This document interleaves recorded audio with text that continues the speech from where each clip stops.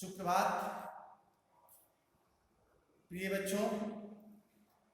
पिछले क्लास में शीर्षक नेताजी का चश्मा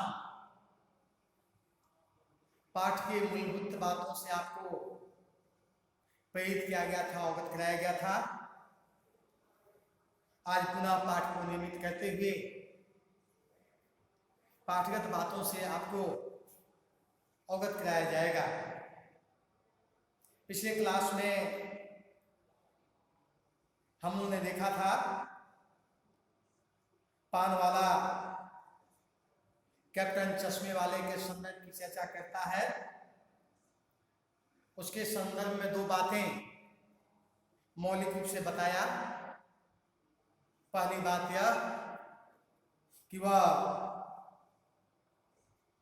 लंगड़ा है और दूसरा वह पगला है, लेकिन इसके पश्चात भी वह श्रेष्ठ देशभक्त है। अभी तक तो उसने ऐसा पान वाले ने नहीं कहा, लेकिन यथार्थ बात यही है। इसके उपरांत हवलदार साहब को पान वाले द्वारा एक देशभक्त का इस तरह मजाक उड़ाया जाना अच्छा नहीं लगा। किसी भी व्यक्ति को जो थोड़ी सी ही राष्ट्र के प्रति, कर्म के प्रति सजगता और शिष्टता के साथ वह सदकर्म के रास्ते पर चल करके अपना कार्य करता हो, तो किसी को यह अच्छा नहीं लगेगा। हवलदार साहब को भी यह बात बिल्कुल अच्छा नहीं लगा। वे व्यथित हो गए, पीड़ित हो गए, दुखित हो गए, क्योंकि इस प्रकार से कहकर उसका सिर्फ मजाक उड़ाना था। मुड़कर देखा तो अवाक रह गए।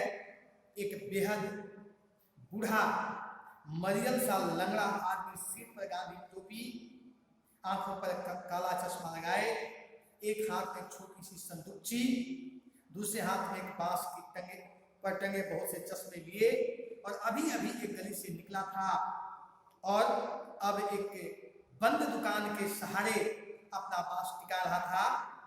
तो इस बेचारे की दुकान भी नहीं है। वास्तव में जिस चीज का अवलोकन हवलदार साहब करते हैं, उसको देखकर वे और अधिक व्यथित हो जाते हैं, क्योंकि शारीरिक जो स्वरूप था वह बिल्कुल सोच के विपरीत था। वह बहुत ही कमजोर मरियल बूढ़ा लंगड़ा व्यक्ति था। सिर पर गांधी टोपी लगा करके, आंखों पर काला चश्मा चढ़ा करके, एक हाथ में छोटी सी संदूकची, छोटा सा बक्सा, और हाथ में बांस की कमांची पर टंगे हुए चश्मे को लेकर वह एक गली से निकल करके आ रहा था। इसका मतलब, इसका अभिप्राय स्पष्ट था कि उसके पास एक स्थिर दुकान भी नहीं है। वह बेचारा घूम घूम कर तत्र चश्मे बेचने का काम करता है, लेकिन इस कार्य में भी वह राष्ट्रभक्ति के लिए समय निकाल करके अपने राष्ट्रभक्तों के प्रति सम्मान का भाव अर्पित अवश्य करता है, अपने सामर्थ्य के अनुसार। तो इस प्रकार से दुकान भी नहीं है, फेरी लगाता है। हवलदार साहब चक्कर में पड़ गए। पूछना चाहते थे इसे कैप्टन क्यों कहते हैं।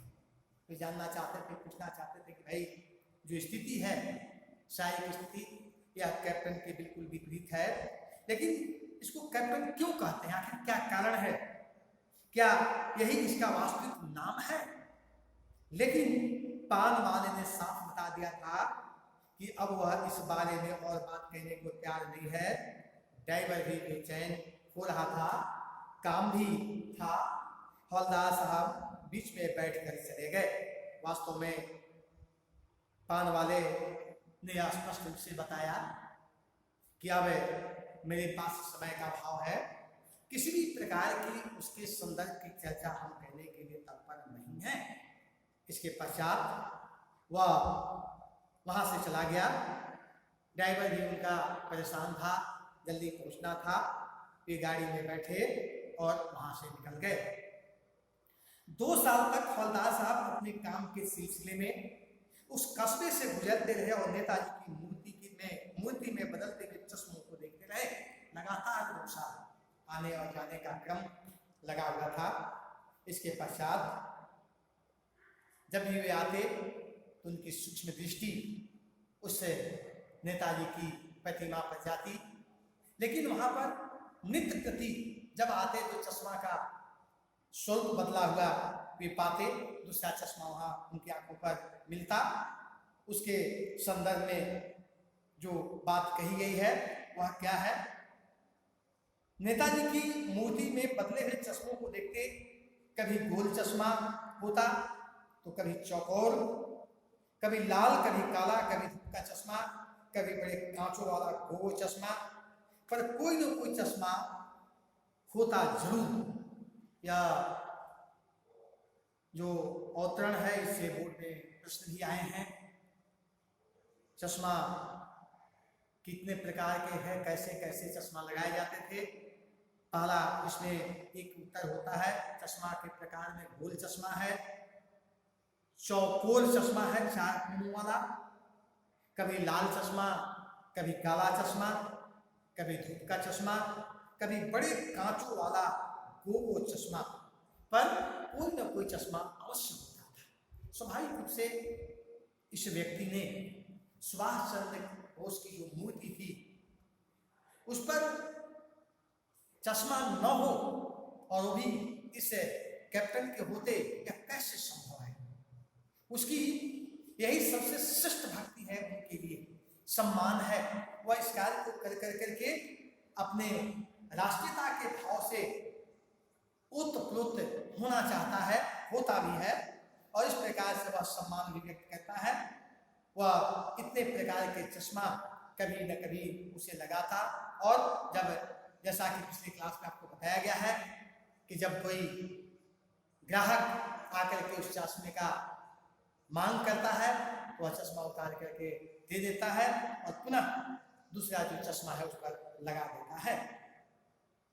उस धूल भरी यात्रा में हवलदार साहब को कौतुक और प्रफुल्लता के कुछ क्षण देने के लिए स्वाभाविक रूप से इस प्रकार के चश्मा लगने के पश्चात उनकी जिज्ञासा बढ़ जाती थी। साथ ही साथ वे काफी प्रसन्नचित और आनंदित होते।